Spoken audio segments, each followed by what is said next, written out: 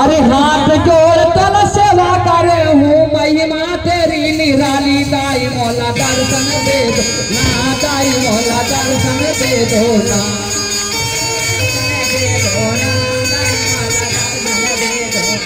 दाई मौला दर्शन दे दो ना दाई मौला दर्शन दे दो ना हाँ यारी कानी बड़ा की ठेरो दाई कानी बड़ा की ठेरो दाई